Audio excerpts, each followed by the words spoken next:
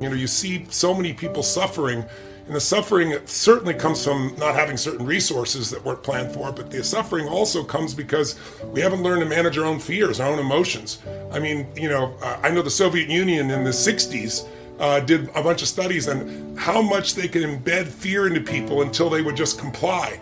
And it literally took less than 2 months where when people then were revealed the truth, they wouldn't change their mind. And I think it's so critical to understand that wealth is mental, it's emotional, it's spiritual, and it's financial. It's also health, it's physical. And so if you don't have abundance in all levels and all you have is a lot of money, I know a lot of people, a lot of money, they're very poor. I know a lot of people have very little money, but they're very wealthy in the quality of their life.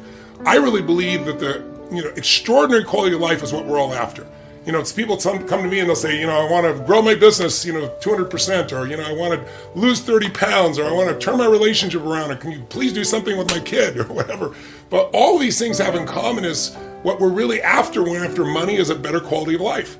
We want to have more autonomy, more freedom, more choices. And it's not even that you don't work, because you and I both are in a position we don't have to work another day of our lives, and we both have friends that have sold their businesses for plenty of money, hundreds of millions we have, and some people billions, some of our friends. And then you see them happy for about 3 months on average. I've seen this happen so many times, because it's not so you have enough money you don't work, it's you have enough money you don't have to work, so you do what you love because you want to do it. Then you walk different, you talk different.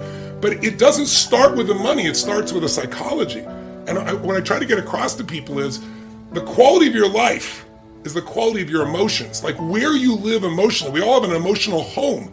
So think of it like, we all know people that are pissed off all the time. Doesn't matter what's happening. They find something to be pissed off about. We all know people that worry all the time. There's nothing to worry about in their own life, their own kids. They worry about the universe, right?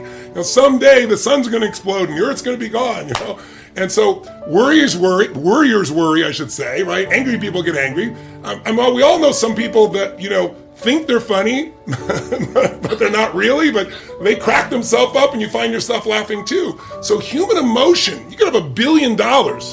And if every day you live in the emotion of pissed off or frustrated or overwhelmed, then your life is pissed off, frustrated, overwhelmed. Doesn't matter how much money you have. You can't wait to get beyond, fear. You can't wait to get beyond, living in scarcity. You got to start beyond it. It's your decisions, much more than your conditions, that are going to determine the quality of your life. It's our decisions that have done that, our fearful decisions. So if you want an extraordinary quality of life right now while you're building the financial side of wealth, and you want the other side of wealth now, you have to learn to discipline your mind.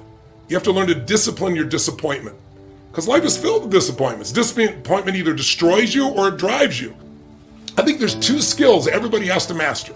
Skill, if you want an extraordinary life. Skill number 1 is the skill of being able to really master your ability to achieve. Master your ability, I call it the science of achievement. It's like the capacity to take where you are right now and say, no matter what's happening, here's how I'm going to get there. Now, it's not going to be a straight line. Lots of people achieve. I interviewed more than 50 multi-billionaires, all people who started with nothing. Nobody from the Lucky Sperm Club. They all did it on their own. And they did it in all different ways. Whether it's Ray Dalio or Carl Icahn or Warren Buffett or anybody, Paul Tudor Jones. What's really interesting is not everybody, no matter how much money they have, is fulfilled. And that is really the ultimate test, because success or money without fulfillment is the ultimate failure. Making much money and you're miserable, you don't get along with your kids, or you don't have love in your life. And so I think the second master skill is the art of fulfillment. You've got to master what fulfills you, and that's different for everybody. It's like you go to the forest and you see everything's different. So if you want to know what the universe or God or whatever your belief structure is, whatever made all this, certainly loves diversity. And so your ability to find that fulfillment today, not someday when you have a certain amount of money, because it's like when I tell people about giving, they go, oh yeah, easy for you, you give, you're wealthy. And no, if you won't give a dime out of $1, you're sure as hell not going to give, $25 million like you and I are doing this year, or anything of that nature to people. You're not going to take that and do that. But if you learn to give, if you learn to operate in a way that's more fulfilling, if you learn that it's not just about getting, it's about growing, becoming, and giving. I talk to so many smart, fantastic, ambitious, idealistic, hard-working kids, and they're right out of college, they're in their entry-level jobs, and I'll ask them, how's it going? And they'll say, I think I'm gonna quit. And I'm like, why? They say to me, I'm not making an impact. I'm like, you've been here 8 months, right?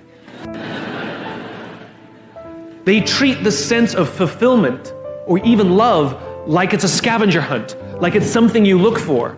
My millennial friends, they've gone through so many jobs. They're either getting fired, I mean it was mutual, or they're quitting because they're not making an impact, or they're not finding the thing they're looking for, or they're not feeling fulfilled, as if it's a scavenger hunt. Love, a job you find joy from, is not something you discover. It's not like, I found love. Here it is. I found a job I love. That's not how it works. Both of those things require hard work. You are in love because you work very hard every single day of your life to stay in love. You find a job that brings you ultimate joy because you work hard every single day to serve those around you, and you maintain that joy. It's not a discovery. But the problem is this sense of impatience. It's as if an entire generation is standing at the foot of a mountain. They know exactly what they want. They can see the summit. What they can't see is the mountain. This large, immovable object. That doesn't mean you have to do your time. That's not what I'm talking about. Take a helicopter, climb, I don't care. But there's still a mountain. Life, career fulfillment, relationships are journeys.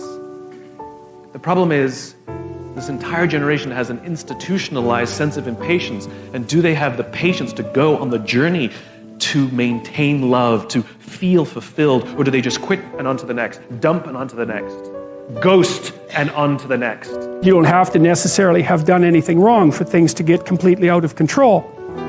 It's a terrifying doctrine, but it's not a hopeless doctrine because it still says that there's a way forward, there's a pathway forward, and the pathway forward is to adopt a mode of being that has some nobility so that you can tolerate yourself and perhaps even have some respect for yourself as someone who's capable of standing up in the face of that terrible vulnerability and suffering, and that the pathway forward, as far as the existentialists are concerned, is by, well, certainly by the avoidance of deceit, particularly in language, but also by the adoption of responsibility for the conditions of existence and some attempt on your part to actually rectify them.